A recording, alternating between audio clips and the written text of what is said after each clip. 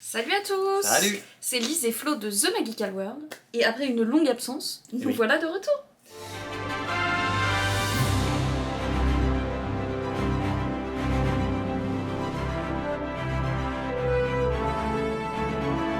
Voilà de retour.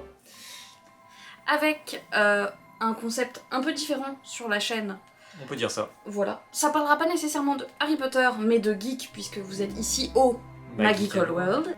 On a décidé, du coup, de vous faire un top de nos séries Netflix préférées.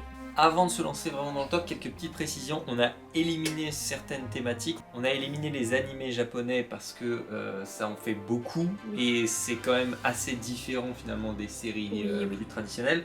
On a également éliminé les séries qui sont sur Netflix dans le catalogue mais qui ne sont pas des séries Netflix. Et qui donc vont et viennent, voilà, par exemple Breaking Bad, The Walking Dead, ce genre de choses. Il y a eu pendant un moment par exemple Friends qui est une série culte mais elle a été retirée, des fois elle revient, elle repart. Donc on ne considère pas que ce soit des séries Netflix, elles sont disponibles parfois sur Netflix, parfois sur d'autres plateformes. C'est ça. Donc là ça va vraiment être le top 5 des séries créations Netflix, voilà. On peut qui resteront tout le temps sur Netflix. Forcément sur le catalogue. Et je pense que vous allez être surpris par ce top. Cette 5e place, on l'a attribuée à... Je le mime. Je le mime. Le jeu de la dame. C'est un peu particulier comme choix parce que c'est une série, ce qu'on appelle une mini-série. En fait, c'est plus un film découpé en épisodes, quoi. Ça dure, je sais plus, 8 épisodes, 6, 8, je sais plus. Apparemment, ils vont faire une suite. Oui, qui n'était pas prévu. Qui n'était pas du tout prévu. Ça s'achève, hein, en fait, voilà. plus Donc, ou moins. Bien sûr, notre avis là se base uniquement sur la saison 1 et ce qu'on en a vu pour le moment. On sait pas encore ce que ça va donner pour la suite. On est très sceptique quand même parce que ça avait l'air d'être fini. On espère qu'ils vont pas tirer le truc pour rien. Oui, parce que des fois c'est le problème, et c'est pour ça qu'au final, il me semble que dans ce top, il y a beaucoup de séries. Alors, s'il y en a certaines, c'est ça, il y en a certaines avec plus ou moins de saisons, mais vous aurez pas de saison, enfin de séries avec 10 saisons. Parce que le problème de ce genre de série, c'est qu'à un moment, c'est ça s'essouffle. Alors là, le jeu de la dame. Pourquoi ? Parce que, au-delà de ce format mini-série qui, de bout en bout, arrive à vous convaincre parce qu'on reste tenu en haleine, c'est une thématique dont on n'a pas l'habitude. Ouais, puis on s'attendait pas forcément du coup à ce que ça passionne les gens. C'est vrai, une thématique sur une joueuse d'échecs pendant la guerre froide, bon, c'était pas le truc le plus vendeur du monde. Non. Et ça marche très très bien au final. Et c'est hyper intéressant.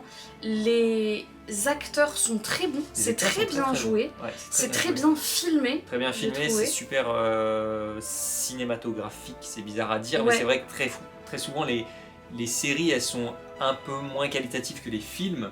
Et là on est vraiment sur du très grand cinéma. Ah ouais, c'est très bien filmé, c'est très très beau, très bon jeu d'acteur, beau décor, beau costume. Ouais, puis une histoire qui est haletante. Et une histoire qui est haletante, un personnage hyper attachant, quoiqu'un peu froid. Donc c'est assez étonnant qu'on s'attache autant à ce personnage, et pourtant ça prend tout de suite dès le premier épisode, et dès le début on peut pas s'arrêter. Et on va maintenant passer à la 4e série de ce top, et cette série c'est Dark. On a choisi Dark, c'est pareil, là pour le coup c'est une série qui est terminée. Il n'y a pas de suite, il n'y en aura pas. Il y a eu 4 saisons 3, 4, je ne sais plus. Je crois que c'était 4 saisons. C'est pareil, une série que les gens n'attendaient pas, je pense, qui d'ailleurs n'a pas forcément séduit tout de suite parce que c'était une série allemande. C'est ça. Et c'était moins vendeur. Quoi. Ouais, on n'est pas sur la grosse série américaine que tout le monde attend. Pas se mentir, depuis Derrick, il n'y a pas eu trop de succès. C'est ça. Non, oui, c'est ça. Il y a vraiment aussi le stéréotype de la série allemande un peu vieillotte. C'est ça. C'est souvent hyper mal filmé. C'est un style très particulier, et là, franchement, cette série est une pépite. Je pense que ce qui a fait le succès de Dark, c'est que le synopsis ressemblait beaucoup à Stranger Things. Avec un gamin qui disparaît, un côté science-fiction, et tout le monde s'est dit « Oh, ça doit être dans le même genre », alors que pas vraiment, pas du tout, je dirais. C'est beaucoup plus sombre, beaucoup plus dur. C'est dark, clairement. Et oui, on va chercher un univers en plus qui est compliqué pour faire une série qui est le voyage dans le temps, etc. C'est toujours compliqué à gérer. Parce qu'il y a toujours un moment des incohérences qui font qu'on se dit bah non, c'est pas possible, et qui nous fait, nous personnellement, un peu sortir de ce genre de série quand ça commence à partir. C'est clair que quand tu commences à sentir qu'il y a des trucs qui sont pas cohérents, tu dis non, mais là, l'histoire elle est mal menée, c'est pas logique. Et là, je trouve que du début à la fin, c'est plutôt bien géré. C'est ça. Il y a une bonne cohérence. On sent qu'ils l'avaient écrite en un bloc et que ça dès a de la cohérence. Quoi, dès le début, ils avaient la fin du truc. Ça. Et tout est logique en fait quand tu la revois. La que fin tu et sais le début, la fin. le commencement et le début, le début et la fin, je ne sais pas, mais bref, si vous l'avez vu, vous allez comprendre.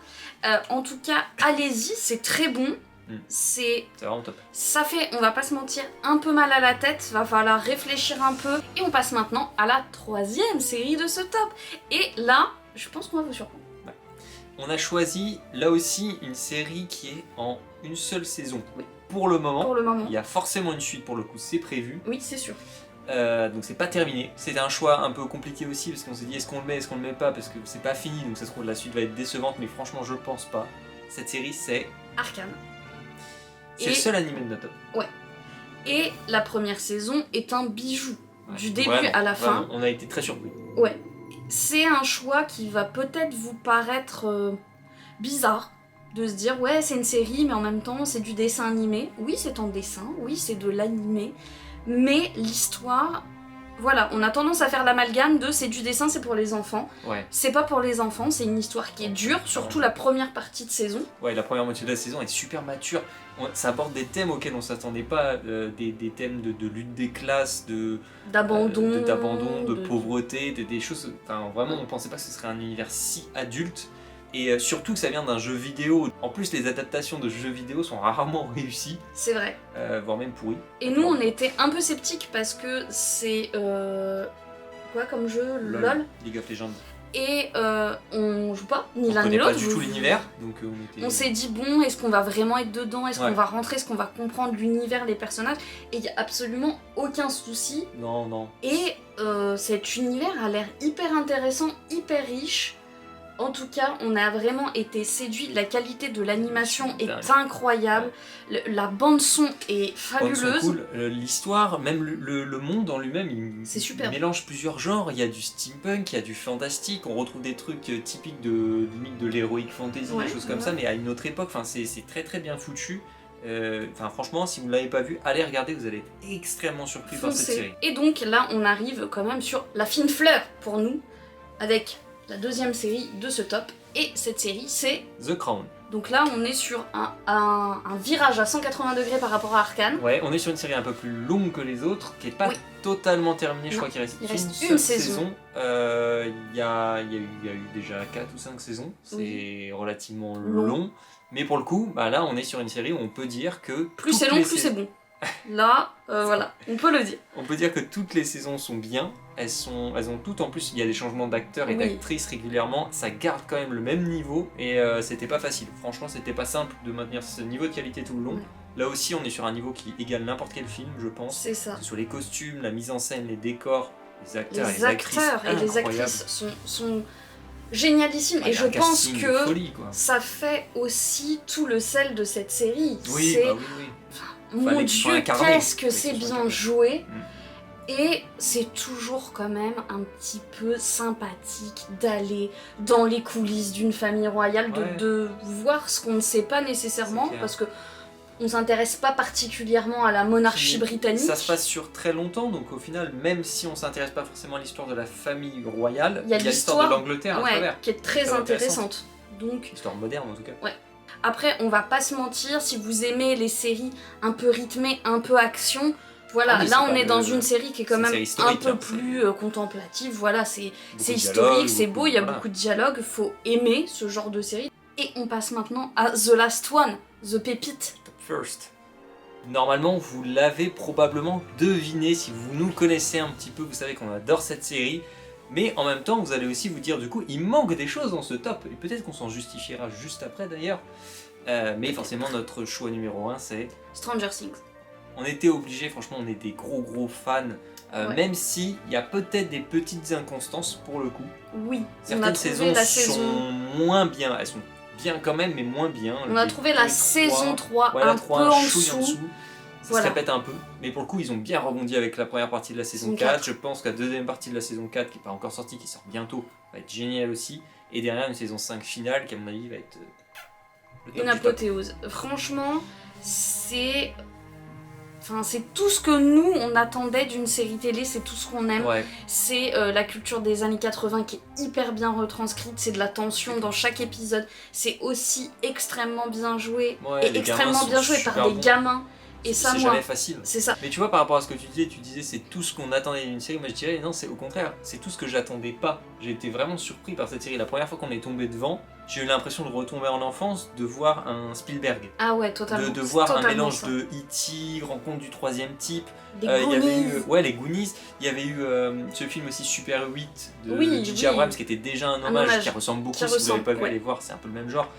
Enfin voilà, et le côté, comme tu dis, années 80 avec la bande-son qui est géniale, l'ambiance des gamins qui vont voir Star Wars au cinéma, qui découvrent Jurassic Park, les Dents de la Mer. C'est pareil, retrouver une actrice iconique de la période des films années 80-90, qui est Winona Ryder, qui fait son retour ici.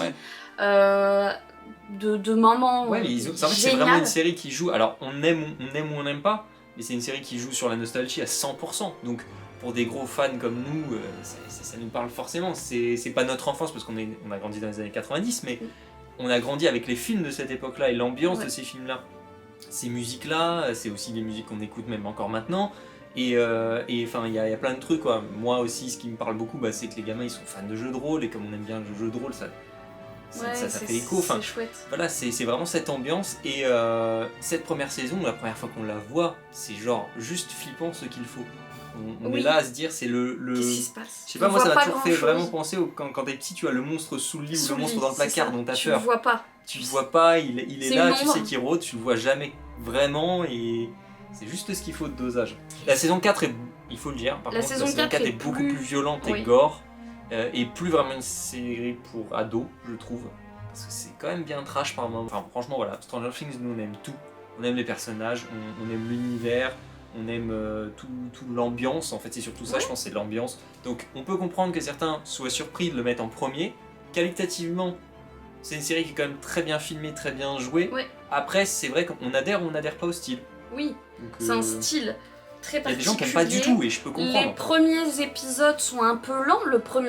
La première saison, elle est limite série policière. Bah oui, voilà, de toute façon, ça reste un polar mais... quelque part de science-fiction, mais ça reste un polar. Je pense que pour nous, ça a le petit goût de la Madeleine de Proust. Bah c'est clairement ça. Après, il y a aussi, très franchement, des séries qu'on n'a pas vues. On n'a pas regardé tout le catalogue Netflix, vous en doutez bien. Il y a une série qui, depuis un moment, moi, me fait de l'œil, qu'on n'a pas regardé, qui s'appelle Love, Death and Robots, qui a l'air hyper qualitative. Très bien, et je pense que si on l'avait vue, elle serait peut-être dans ce top. N'hésitez pas à nous dire dans les commentaires d'ailleurs s'il y a des séries qu'on n'a pas nommées et qui pour vous sont parmi les 5 meilleures. Bah voilà, comme le disait Flo, maintenant laissez-nous dans les commentaires. Mettez-nous votre top à vous. Votre top à vous, vos petites séries, ce que vous nous recommandez. On espère que ce nouveau format vous aura plu. Ouais, n'hésitez pas à nous dire dans les commentaires ce que vous en avez pensé. Et puis bah voilà, nous on va vous laisser, on va vous dire ciao et à bientôt pour une prochaine vidéo. Salut. Bye.